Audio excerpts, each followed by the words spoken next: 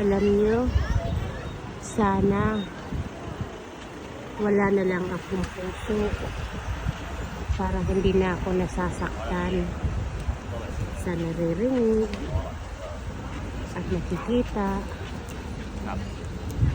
ng mga bagay-bagay ganyan. Pero pag wala naman akong puso, di ako mabubuhay. Seryoso kayo?